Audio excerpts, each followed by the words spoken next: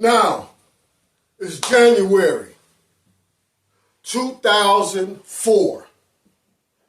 This is the beginning, the first few months of this child support situation, and I already realized I don't have a way out. I gotta figure something out so I can live and survive.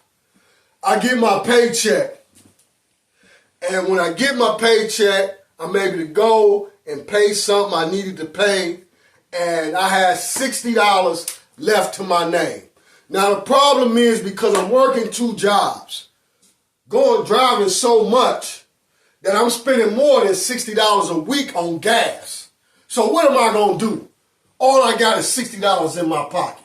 Now, I've been noticing that a lot of people have been out on corners, in front of stores, beauty salons, check cashing places. People was always out there selling stuff. Now, at this point, I had never really seen people out selling stuff except for downtown, you know, the hot dog vendors and stuff like that. Now, I knew some people was doing that and they was making some money. But seeing people in the neighborhoods doing it, I didn't know of nobody making no money until I started talking to people. And so when I began to talk to people and they would tell me about the kind of money they was making out there, I didn't believe it because I had never seen it before. So I started going to one specific place, talking to this guy on a regular basis. So I'm watching because I'm trying to see the money that he's saying he's making. I'm not seeing it at first, but I'm only out there half an hour at a time, you know, and I go on my way. But one day I started noticing the traffic because I was going at different times. So I'm seeing the different traffic he having. And one day the man told me he had made $1,500 in one night. He had stayed there late one night. And this was unbelievable to me because I'm not bringing in $1,500 a month working 2 jobs. But I got to figure something out. So I took 50 of that $60 I had in my pocket. He had showed me a place where many people was going to buy their stuff wholesale that they were selling. They had all kind of stuff there that you could buy. Now, I go there, get my little $50 worth of stuff, which of course wasn't much. And I find me a corner down in the hood, 18th and Cleveland, in front of this store. I set up shop. Now, I'm getting up every morning before I go to work. I got to be at work at 3:30, so I'm getting up going out here 10:30, 11 o'clock. I stay till about 1:30, 2 o'clock. Then I got to go to the first job. Then after that, I've got to go to the second job. I'm doing this every single day. Mind you, it's January. It ain't like January today where it's 30 and 40 degrees out there, barely snowing. You know, we just started getting snow the last couple of weeks. It's rain, hail, snowstorms, freezing cold weather. Didn't matter, because I made my mind up. I wasn't finna be living like that. So I'm out here every day, 7 days a week, rain, hail, sleet, shine. Didn't matter. Do you know, within a few weeks, I was making more money in a week than what I was bringing home in a month from both jobs. This was a no-brainer. First thing I did was quit that main job I was working. I kept the job at night, so now I'm out here on this corner. Things was taking off. But guess what the narcissist ex was saying? She was telling people how I quit my job to go sell stuff on the corner. But she's not telling them the reason why, because I'm going to work, ain't making no money. And the fact that I'm out here then took $50 as I'm making money now, more money than I was making working. She ain't telling them that. She not telling them that every time she see me pulling out all this money, the first thing she say is, why you got all that money on you? Many nights I'm going home, getting undressed and putting the money on the nightstand. Why you got all that money on you? Because this the money I made on the corner today. She ain't telling none of that. Now, I got the corner going so strong, I can take anything out there and sell it as a and make a profit. Valentine's Day come around, I got all kind of gifts. Sweetest Day, Mother's Day, Father's Day. Sell out no matter what it is. Things is going so good, I got my toxic, narcissistic sister in Detroit. She made baskets that she sold on these different holidays.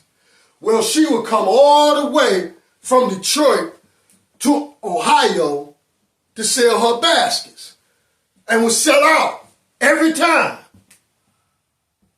Now, with everything flowing good, now I'm on my feet.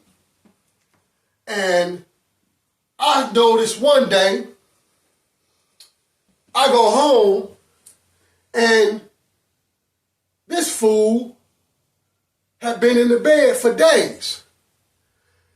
And because I've been busy what I'm doing, I really ain't been paying much attention. That she been in the bed all day, every day. Ain't going to work, ain't going nowhere. And when I take notice of this, the first thing I think about, remember before she went in the psych ward, the last time that she was in the bed every day for days straight before she just blinked out? What was going on at that time? Remember, that was when she was bad-mouthing me about I wasn't making no money at the job I had at the time. And I came up with the side hustle and I started making money. And she was trying to pull me away from that to go out to eat and do things that she wanted to do. And when she couldn't get that, she'd go into this psychotic state. Well, here it is again. She was talking bad about the child support issue. They taking all my money. I done figured a way out. And I'm up, making money again. She ain't in the bed again, getting ready to go in another psychotic state. But because I caught it, I started talking to her every day. What's going on with you? You okay? Well, finally she came out and she was like, I'm thinking about quitting school or taking some time off school because I'm so stressed out, I can't even think. I haven't even been able to study for none of my tests. I'm basically almost flunking out. I'm getting C's and D's on everything. I said, well, what's the problem? She said, I can't never study. So she said, anytime that I'm here studying or trying to study on my off day, our daughter be stressing her out. And she ain't able to focus and study. And I say, well, how's that? I mean, see, I wasn't just on the corner by myself. Do you know? I built the corner up, but I had my daughter out there with me every day.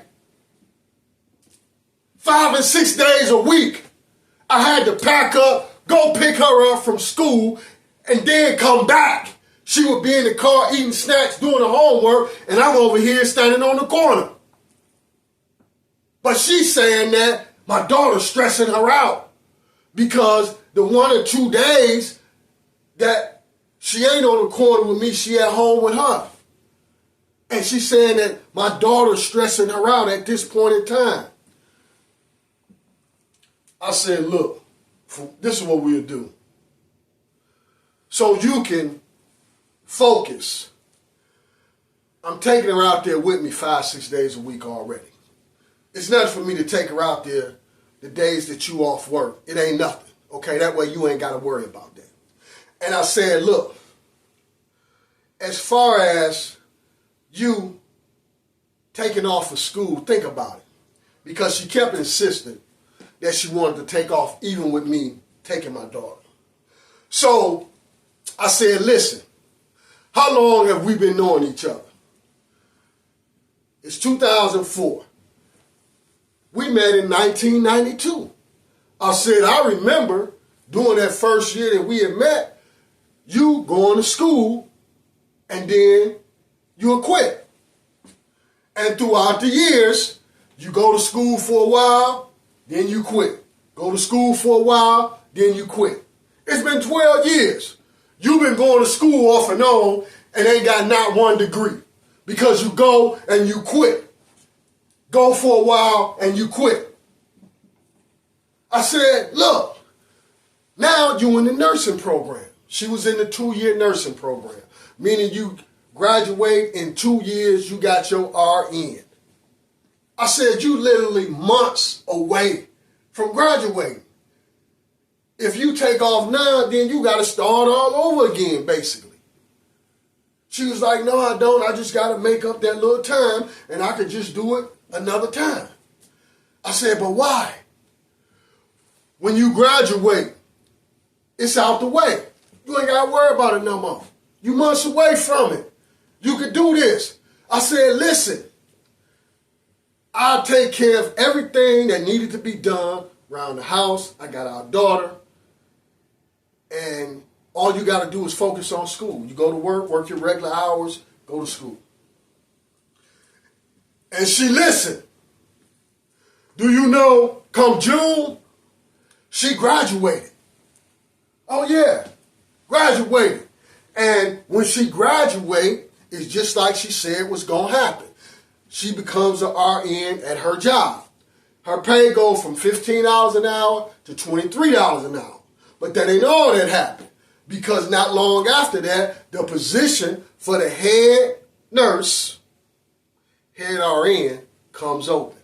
She gets this position. So now that's even more money.